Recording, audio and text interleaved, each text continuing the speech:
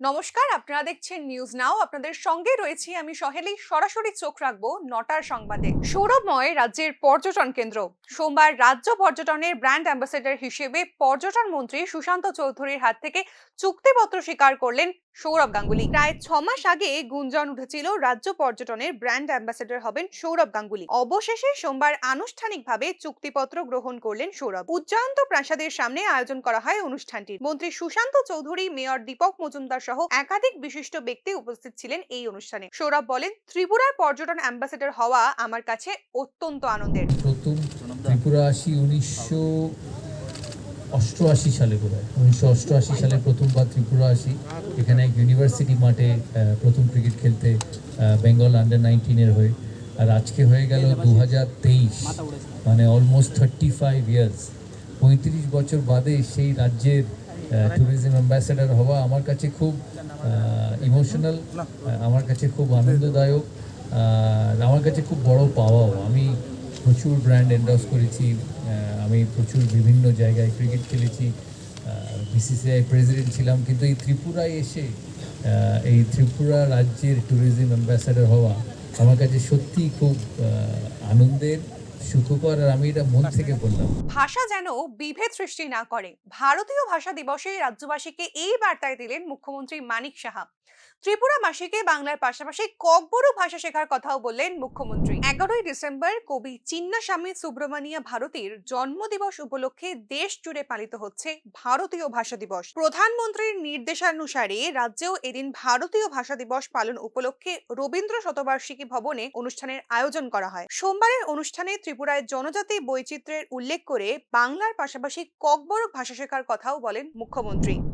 কিন্তু সবচেয়ে বেশি যে কত ভালো লাগবে, আমরা এখনো এক এক সময় নিজেকে অপরাধী মনে হয়। ঠিকভাবে ককবরক, আমরা ত্রিপুরাতে বসবাস করি কিন্তু ঠিকভাবে ককবরক বলতে পারি না। তো প্রয়োজনে কিন্তু অনেক সময় ভাষা শিখতে হয়। যদি যারা এখানকার আদিবাসীরা আছেন বা যারা জনজাতি গোষ্ঠীর লোকেরা যারা আছেন বা এখানে যারা আরো সাব ট্রাইবস যারা আছেন তারা যদি বাংলা ভাষা শিখতে পারে, আমরা কেন তাদের ভাষা শিখতে পারবো না?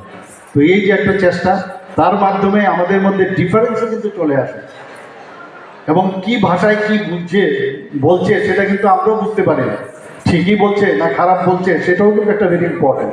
এদিনের অনুষ্ঠানে ছাত্রছাত্রীদের ভারতীয় ভাষা বৈচিত্র্য এবং বৈচিত্র্যের মাঝে ঐক্য সম্পর্কে উৎসাহিত করেন মুখ্যমন্ত্রী। পাশাপাশি এদিন তিনি উল্লেখ করেন, ভাষা অনেক সময় বিভিন্ন গোষ্ঠীর মধ্যে বিভেদ তৈরি করে, তাই সে বিষয়ে সচেতন থাকার বার্তা দেন তিনি। সাংস্কৃতিক বৈচিত্র্য গঠনে ভাষা কতটা গুরুত্বপূর্ণ ভূমিকা পালন করে সে বিষয়েও ছাত্রছাত্রীদের উপদেশ দেন মুখ্যমন্ত্রী। 28 সেপ্টেম্বর থেকে এই ভারতীয় ভাষা উৎসব যে শুরু হয়েছিল, আজকে তার সমাপনী অনুষ্ঠান, অর্থাৎ এই দিনে 11 ডিসেম্বর আমাদের জন্য খুবই একটা বিশেষ গুরুত্বপূর্ণ দিন। এবং আমরা এর আগে পূর্ববর্তী বক্তা বলেছেন, মহাকবি তামিল ভাষা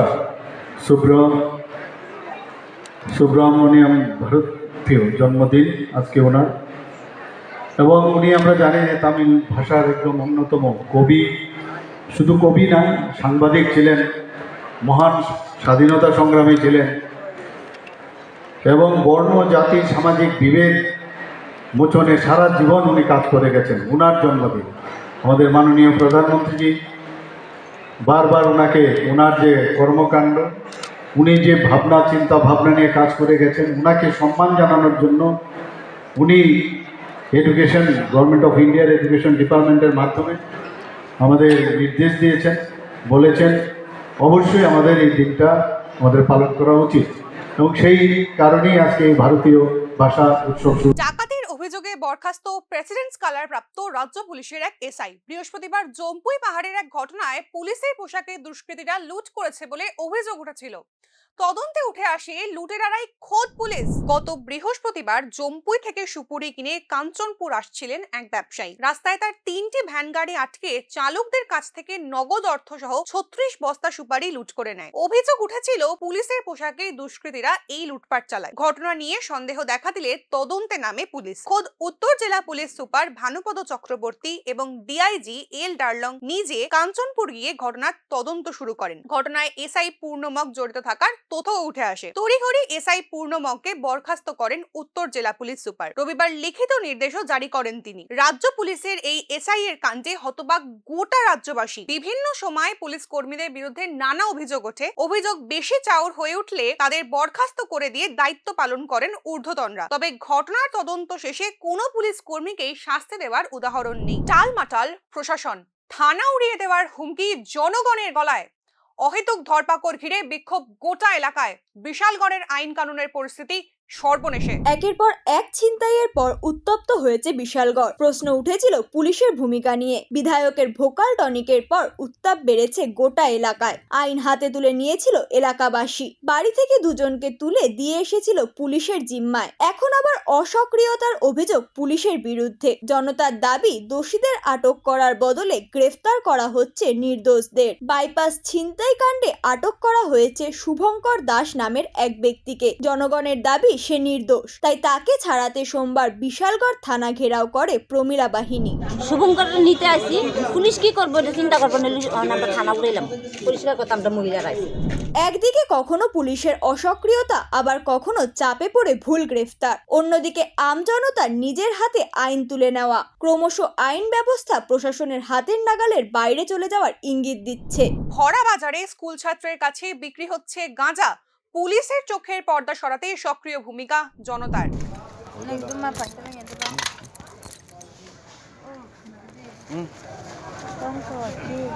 সিধাই মোহনপুর বড় কাঁঠাল বাজারের মুদি দোকানের আড়ালে গাঁজা বিক্রি করেন এক ব্যবসায়ী। দীর্ঘদিন ধরেই এলাকার লোকেদের কাছে এই খবর থাকলেও এ বিষয়ে পুলিশের নিষ্ক্রিয়তা লক্ষ্য করা যাচ্ছিল। সোমবার সকালে এক স্কুল ছাত্রের কাছে গাঁজা বিক্রি করার সময় ওই ব্যবসায়ীকে হাতে নাতে ধরে আম জনতা। খবর দেওয়া হয় সিধাই থানায়। তারপর পুলিশ এসে গাঁজা সহ ওই ব্যবসায়ীকে গ্রেফতার করে নিয়ে যায় থানায়। এখন প্রশ্ন উঠছে, সরকার যখন স্বপ্ন দেখছে নেশামুক্ত ত্রিপুরা গঠনের, তখন প্রায় প্রতিদিনই রাজ্যের বিভিন্ন প্রান্ত থেকে ভেসে আসছে পুলিশি নিষ্ক্রিয়তার ছবি। পুলিশের নিষ্ক্রিয় ভূমিকায় বারংবার ময়দানে নামতে দেখা যাচ্ছে আম জনতাকে। এরকম পরিস্থিতিতে কি আদৌ রাজ্যকে নেশা কারবারিদের হাত থেকে রেহাই দেওয়া সম্ভব, তা নিয়ে প্রশ্ন থেকেই যাচ্ছে।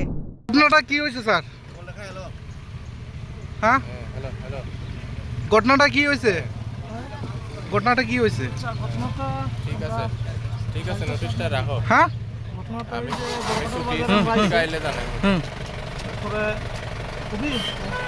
তারপরে আরেকজন আটকাইছে। এখন আমরা ছাত্ররা পরে এভাবে কতদিন এভাবে ব্যস্ত আছেন ওনার কি গাঁজাগুলি? ঠিক আছে, আমরা দেখতেছি এটা। নাগরিকত্ব সংশোধনী আইনে ধর্ম পৃষ্ঠপোষকতার বিরুদ্ধে ব্ল্যাক ডে পালন ত্রিপুরা স্টুডেন্ট ফেডারেশনের।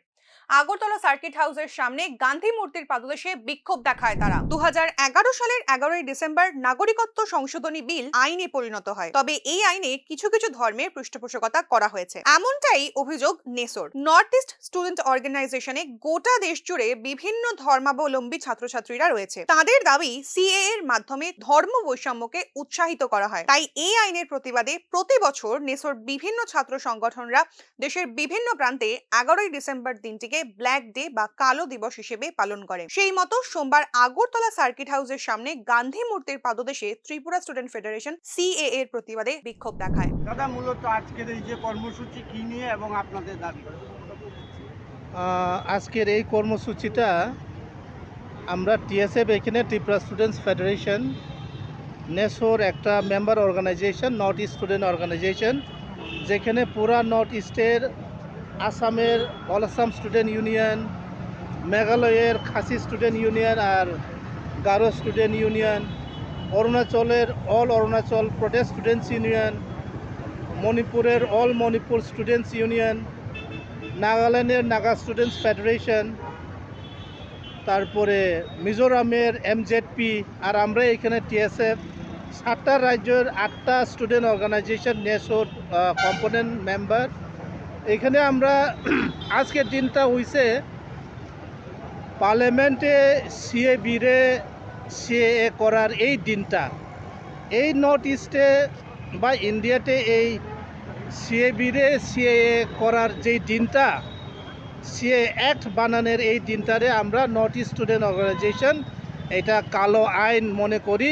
আর এই দিনটা প্রত্যেক বছর আমরা এখানে টিএসএফ বা অন্য নর্থ ইস্টের রাজ্যের নেসোর যার যার স্টুডেন্ট অর্গানাইজেশন এই দিনটা কালো দিন বা কালো দিবস এই আইনের এগেইনস্টে আমরা এই কর্মসূচিটা আপনারা কি চান? আমরা চাই যে এই নর্থ ইস্টের মধ্যে বা ইন্ডিয়ার মধ্যে এই সিএ এটা হাঁটানো হোক, এটা যেমন উঠায়। কারণ এইখানে বিভিন্ন রিলিজিয়াস গ্রুপের মানুষ আছে। এখানে এটাও দেখায় যে কোনো রিলিজিয়াস গ্রুপের ফেভারেবল করে এই একটা, এটা যেমন না হয়। আমরা সব ইন্ডিয়ান সিটিজেন, আমরা ভারতকে আমরা ভালোবাসি, আমরাও ইন্ডিয়ান।